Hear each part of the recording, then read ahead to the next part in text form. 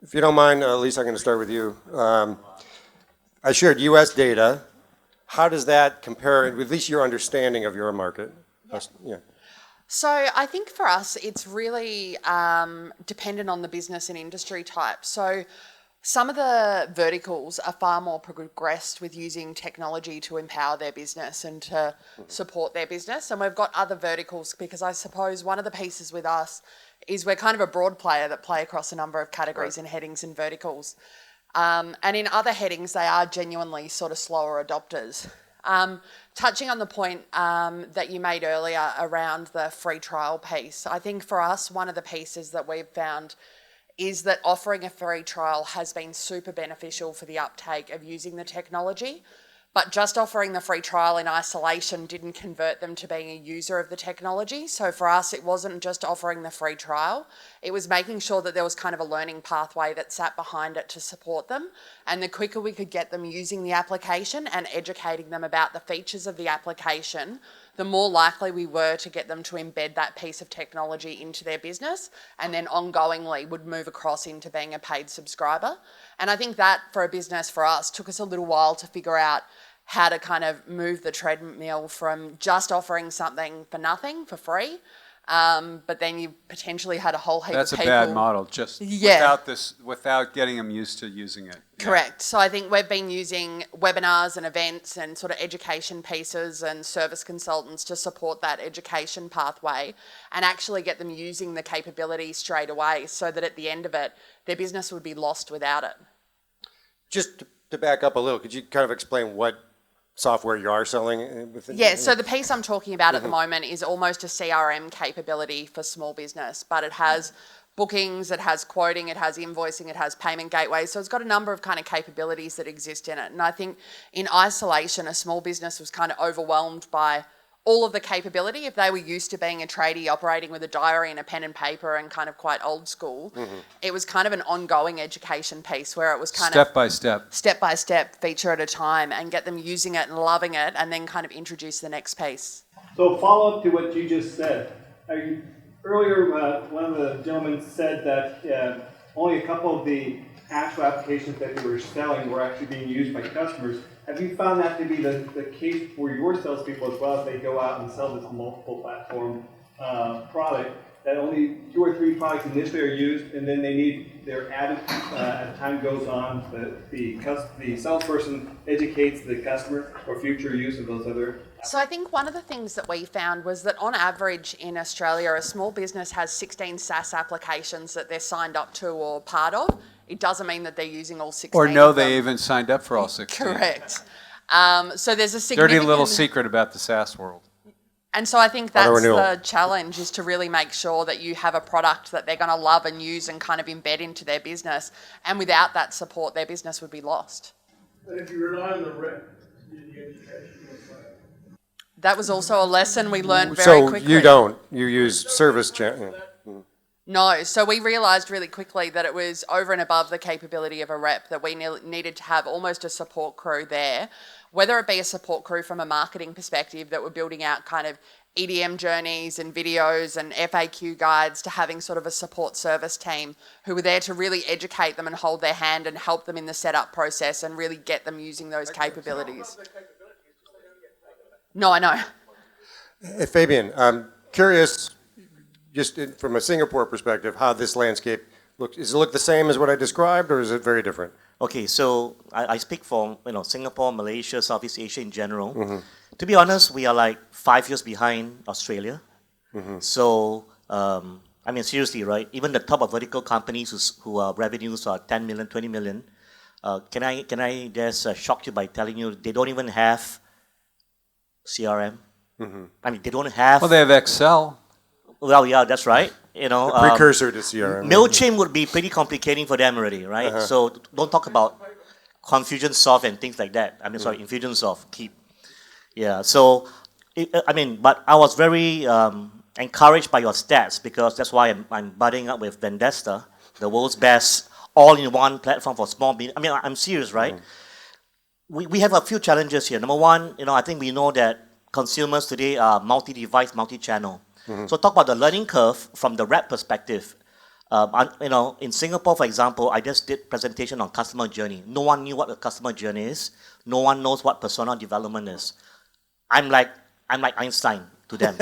Seriously, right? So I just come here, learn all these things from all these smart people, and go back and just regurgitate. And now I'm like the local hero. I'm like the That's a great endorsement I'm for like this Steve event. Jobs. That's why I come here all the time to steal content, right? You know what I'm saying? Why not? Yeah. So but seriously, the companies are so far behind because they've been focusing on operational efficiency, logistics, and everything else, but marketing. But that's not a bad thing for them to be focused on. It's a great thing. It's a great thing for guys like myself, and But again, my point is that at this point in time, 2020, if you are totally new, it is going to be so overwhelming for you to even understand search, yet alone cross-channel, cross-pixels, and things like that, right? So the question is really, how do these companies get started because they're so far behind already in the whole journey? And my perspective is that the only way I think I can do this is to train students and have a very efficient platform like Vendesta. Sorry for plugging because it's paying me, Okay. Brendan paying you, really? Not No, joking. I don't think so. Partnership. It's not a in his partnership. DNA. Yeah, that's right. Oh, you mean it's cheap? Okay. Let me ask you another way. If a business is forming in anywhere of any of the markets you're familiar with today, what's the toolkit that they assemble to start that small business? Okay, so here's the truth, right? Most of these small businesses use agencies, but I always say that companies like to scam agencies and agencies scam companies back. Because it's all about how much you're paying them, isn't it? If you're paying them a sub $1,000, what are you going to expect in return? If you're going to pay them $2,000, are you expecting a multi-channel, journey or whatever? It's not going to happen as well. So what I'm saying is that the sophistication that local businesses in this part of the world adopt depends on the agency they work with. And most agencies are still very far behind. They are mainly single channel kind of agencies. So, they could be search, but you will wing it anyway if the clients wants Facebook ads. Okay. So they fake it till they make it, as we would say? Fake it till you make it kind of stuff, yes. Yeah, okay. Yeah. So Brendan, I mentioned the whole all-in-one thing, which is, central to your, and I mentioned the vertical first. What's your take on that? I mean, Well, I think I was thinking about that when you were talking about verticals are doing better, and we have the luxury of not just being in the advertising and media company space, so we're in other spaces. And what's really happening from a top level is that everything's moving to SaaS, so everyone knows that. Enterprise moved faster, but SMB's now moving 3 times faster because there's more room there, and it's bigger. The problem is that small businesses, you guys all alluded to it, they're buying stuff they don't even know they have, they lose passwords, they don't know what to do, they can't use these things. They don't have like an enterprise, they don't have an IT department? An administrator. to do an RFP and then choose the right thing and then roll it out and make sure it works. And so, they're only spending, a small amount of their time doing what it is they do. It's really about, trust is really what it comes down to. So if you're a small business and you have an accounting problem, you turn to an accountant. Now you might, I saw your stat about buying the accounting software. Sure, they buy it from QuickBooks, but that doesn't cut the accountant out of the equation. No, actually a lot of people buy QuickBooks through an account. Yeah, that's exactly right. And so I think, what we're seeing is that trust becomes important. And what happens is it's not just a product, it's not just a service, it can be other people. So you're building like a vertically integrated stack. So if you want to sell to, I always use the Forrester example, the ambulatory clinics in Upper New Hampshire or something like that. In one small geographic area somewhere, in one small vertical, you might need to bring in other people. You might bring in the people, not just products and services, but you build that stack. And so really when you ask the question of me, are we a single flat platform? Well, no, we're an open marketplace with a large number of products, services, and even providers now, where you can build out your stack and really become, a SaaS platform. So your other stat that showed that people prefer to buy from a SaaS company, you guys can all be SaaS companies. You can all be a cloud broker because you are selling software as a service. Well, it's a matter of just reinvention, right? It's like no one's prevented from being a SaaS company. But it sort of explains whether it's successful or not is sort of a side point, but a Thrive, Yeah. I mean, that rebranding was for the purpose you just described. 100%, right. And then it ties into what you guys are talking about with this idea of a freemium or a trial. It's really in the software world, in the SaaS world, they're calling that product-led growth. And what it really means in its simplest form is it's friction-free self-serve.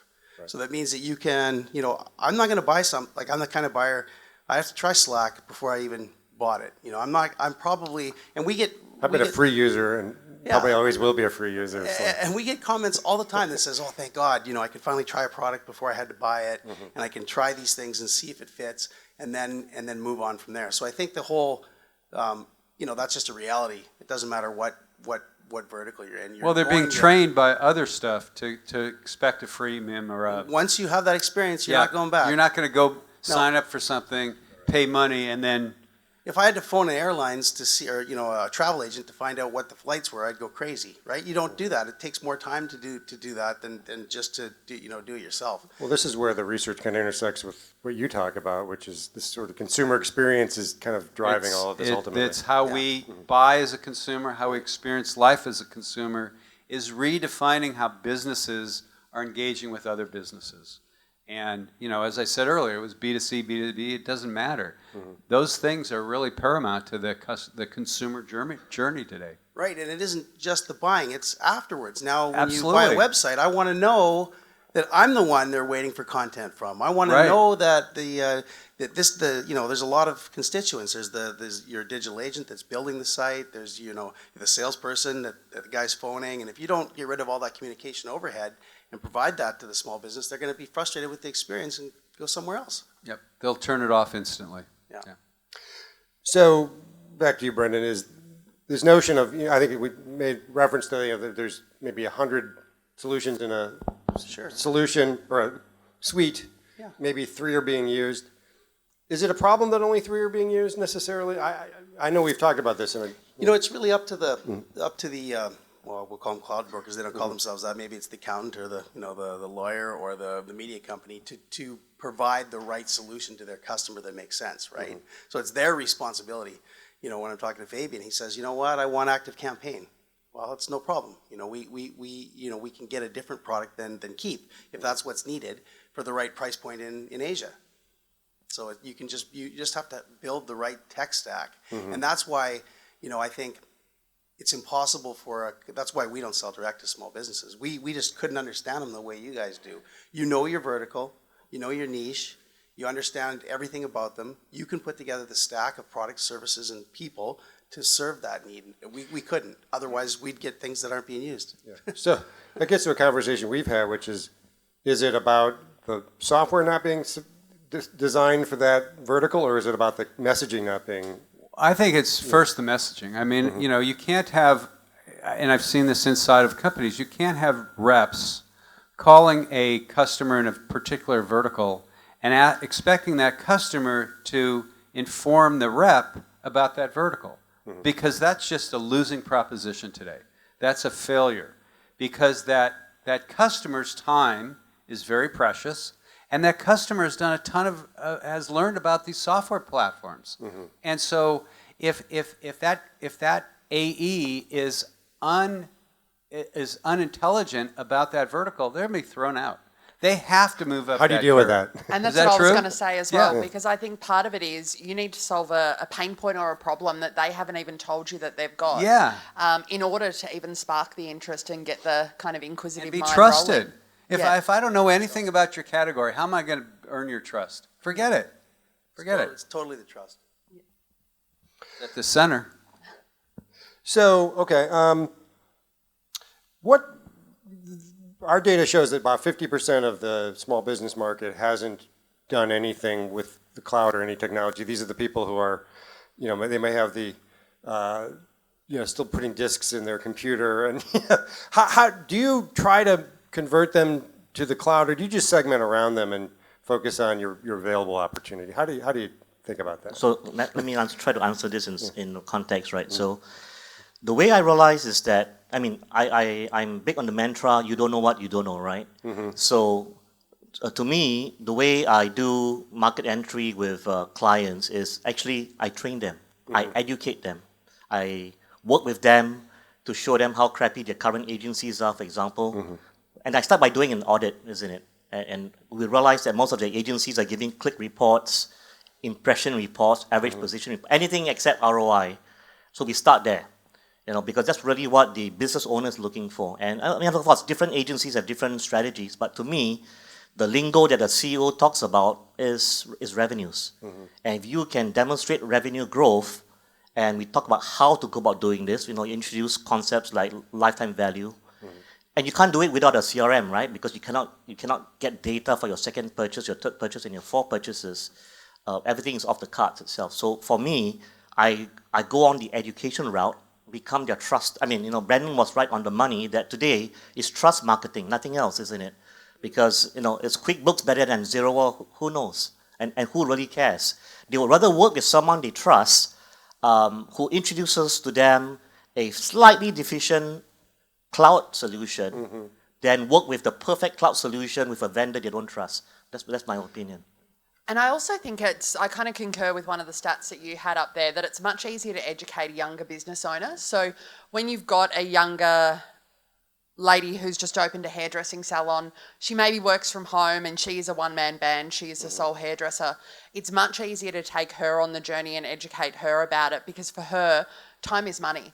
And if we can get her bookings, confirm her bookings, send them a reminder the day before, transact in the payment, there's a whole heap of things that she doesn't have to worry about doing. And all she has to worry about doing is doing hair, which is the reason that she kind of started a business in the first place. It's a much kind of, I suppose, you have to work a lot harder to educate a more mature business owner who's been a painter for 50 years and knows the ins and outs about painting and still operates with his pen and paper and diary. I don't think it's even worth trying, because you know what, that painter is either going to sell his business or turn it over to his son or daughter-in-law or your kid in the next 5 to 7 years, because there's a massive number of people that are going to retire in the next 10 years. At least in the States. I don't know about Australia. No, Australia Demographics definitely are has same, an right? aging the same population, baby boom so population. that's and it. that whole segment of current business owners is going to transition out in the next 5 to 7 years. And that's a massive number. And so they can, I have a dentist friend who I always talk about, my friend Dan the dentist. He's upgrading his business. I've heard about Dan the dentist for until about he's 10 going years. But Dan is representative of that, because he is doing minor upgrades to his technology so that his employees who are younger feel connected to a forward-leaning business, and so when he sells it, he's going to get a higher price. If you try and sell a business in 5 years that has nothing, you're going to be able to get nothing. Which was kind of what I was going to say as well, because Dan the dentist is future-proofing his business and setting himself up for when he does retire. Well, then there's your message to the older. No, it is the message. Yeah. It's still a difficult transition to make versus the younger demographic. Yeah. I hate to beat the dead drum on the trust, though. That's what it comes back to. And Fabian talked about the ROI. The owner of the business really only cares about that one thing, and so you have to understand where the stage of the business is. Like a new business that has more time than money, they'll want to invest in learning some of these things because they don't have anything else to do. Whereas a business that's actually a real business has more money than time, they're going to want someone to do stuff for them. If they're going to fix their listings, they don't want to know anything about it. Make those listings correct. If they want to, but now when it comes time to communicating with my customer, they're going to say, wait a second, I think I better do that. So that there's on the social front or other things. So there's a whole sort of spectrum that the reseller needs to understand that has the trust of that business, I think. But how does a SaaS brand? I mean, we're talking about the trust seems to be established with who's facing the customer, but how do actual SaaS brands establish trust? Is it customer? I mean, what is the customer experience? What is it? I think it's the service element. I've worked extensively helping a company in the U.S. called Broadly, and they're in the review platform business, and they put so much emphasis on the customer success team that I've sort of suggested to them kiddingly they should just fire all their salespeople, get people to buy it, on a freemium basis, and then really ramp up the customer success team, because that's the piece that drives the trust. And I'm wondering when you But ask I may that- be crazy. No, about I that. don't think I so. was going to say it's exactly the same in our organisation. So I think from a technology perspective, it's probably the product that the sales guys struggled to sell the most. But it's the product that if we execute correctly and offer a really great freemium experience and educate them along the way, that we can actually build up that user base significantly. But Charles, I want to ask if, the question you asked was, how do those brands, build that trust? I think that's what that, and what I was thinking of you in my mentioned mind, Xero I was versus thinking Xero, Intuit QuickBooks, or whatever, or, I was thinking Infusionsoft or Keep now, Yeah. Constant Contact. Every single one of those SaaS brands, every single one has an ecosystem Yeah, of an resellers intermediary. and trainers Yeah. built around them that actually know those things. And in accounting, it's the accountants. Right. And and it's guys like Fabian. If you come to Active Campaign or Keep, it's folks that that have that can get in there on the ground and do that work, or they have to do it themselves, as Broadly is doing over there. So you have to. Trust doesn't come for free. You have to be able to build it. Right. And I would argue that if you really polled a bunch of small businesses, and if they were really honest with their answer, they'd say they put trust at a higher place than ROI. Because I don't think half of them know what ROI means and know how to calculate it. But I think they spend money on trust, and that's how that's like the baker. I know that if I have a bad experience, they're going to send me a gift card, right? So I trust that baker. I spend way more. And do they do some ROI calculation? I don't know. But they've built that trust, and they demand a higher price, and they earn a better margin because of that. And as Fabian said, speaking for you, the way you build the trust is with education. And that's one of the most powerful ways to build trust that there is. So, our data shows that saving time, efficiency was the driver of adopting the cloud. But I've had conversations with a number of actual sellers who say, yeah, I know that, that's what they say, but I've never been able to sell on efficiency and time savings. I sell on ROI. Is that your experience? I mean, I'd love to hear feedback on I think in that. the longer run, I think even through the education piece, I don't think time in isolation is the reason that they sign up for something. I don't think they realise the value of time until they've saved that time and they have it in their It's one of the pocket. disconnects here. The same thing with the all-in-one. Everyone says they want it, but no one's buying it. Yeah. Actually, let me give you a spoiler, right? So, a lot of the reasons why small businesses don't take up cloud is because they don't have the capability in the in-house marketing team to actually use it. Yeah, exactly, right? So, goes back to capability and competency. A lot of the other thing I want to mention is that no one really talks about the medium business who's doing like 10 million a year, who's spending a lot of money on Yellow Pages newspaper, and are targeting consumers. These are the greatest companies to shift over to digital, but they know nothing about digital. And to me, that is the greatest segment that I'm working with, because they have, if they can afford to They have resources. yeah, they have resources, they have budgets. So the way we sell them is to say, look here, I can prove to you that if you spend 250,000 with me on Taboola, I would plug, I would give you higher measurable ROI. So ROI is still important, because they say, I don't care what you do, just give me more money, I will shift, no problem. It's kind of how I thought it would be. Anyone from the audience want to jump in with a question? So we're bumping up. We got one more out here. You can we got a mic nearby. Give it to him. Otherwise, just shout it out. Does this work? Yeah, it's Okay, a little great. odd, but yeah. I can feel a little Go ahead. wire. I've been fascinated by this whole conversation around SaaS. And of course, it sounds like the biggest challenges you have are twofold. First of all, developing trust with the actual small business person, particularly so from your sales rep to the small business, and then educating them. I love what you said, Elise, about the fact that your successful method has been to educate and make sure that you had an experience for the customer all the way through as they use these different products. So what else have you done to overcome these two big problems, especially for a sales team that's out trying to sell these products? And that's a difficult question, but I just thought I'd put it out there. It is a really difficult question, because I think typical salespeople are your kind of gung-ho salespeople, and moving into something that is a I suppose, a longer burn conversation that is a really genuinely educational piece. And I think even some of the hurdles that we've had to overcome as a business is you can't teach them all and you can't teach them everything up front because you're going to overwhelm them and they're not going to use it. And so trying to almost build out the journey and that onboarding journey has been really important, and to understand how we onboard a customer to the platform and how you then get them to start using the capability of it has been really different, because I think with a lot of our other products, you purchase something and for the most part that something's going to start working for you tomorrow and it will contain the full features of that product. And I think in this instance it is a much longer educational journey that we're taking them on and gradually trying to get them to integrate more capability into their business. But I think it becomes an easier process as you go along the journey, because once you have kind of built that trust with a customer and you've got that rapport with them, and once you start getting them using it, it's a much easier journey to continue to get them to use different capability. But you got to start that onboard really quickly after they say yes. You got to do it like within 24 hours.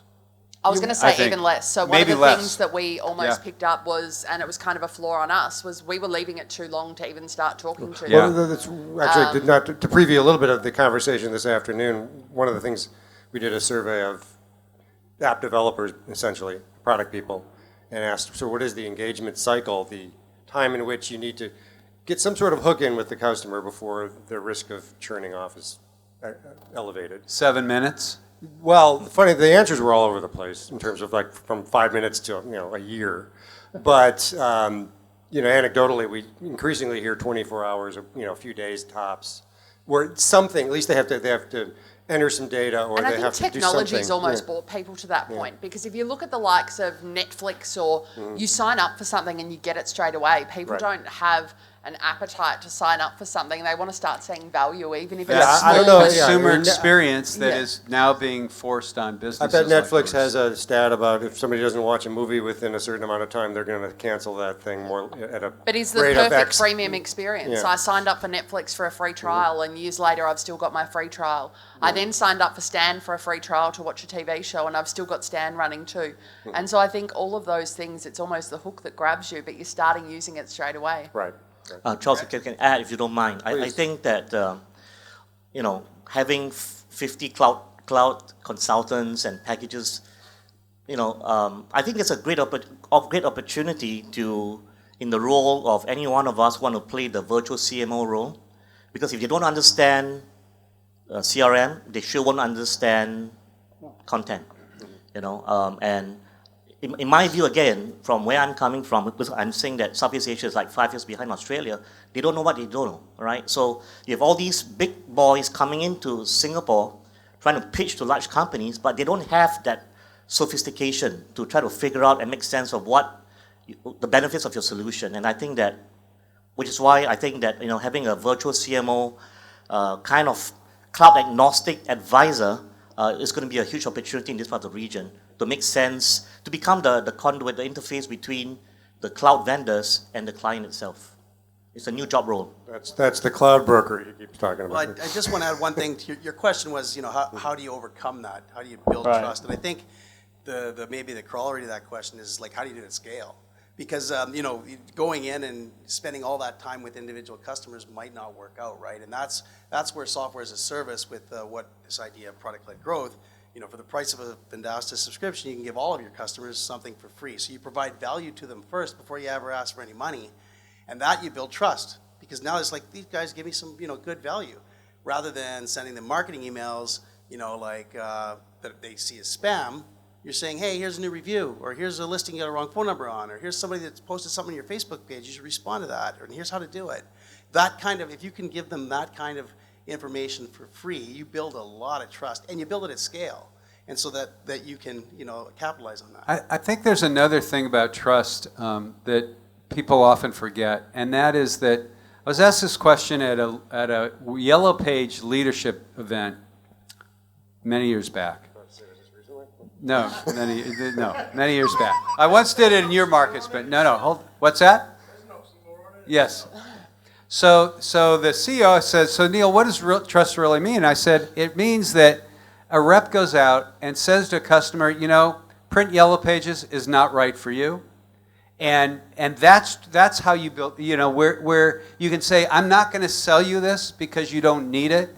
That's how you start to really build trust. That's like how a mechanic builds trust, is if you bring your car to them and they say there's nothing wrong with it. Right. I mean, that's the transparency thing that I was talking about earlier. You got to be straight up because businesses are way smarter. Certainly the newer businesses, they're a lot smarter than they used to be. And if you try and pull stuff over their, pull the wool over the, what is the saying? Pull the wool over the sheep's, their eyes. You're going to fail. There's only one place to pull the wool over. Yeah, you're going to fail. And so, you've got to be explicit. You got to be transparent. I mean, that's a major key to trust. Okay, I think we'll probably end it there unless there's a last question. Somebody wants to jump in.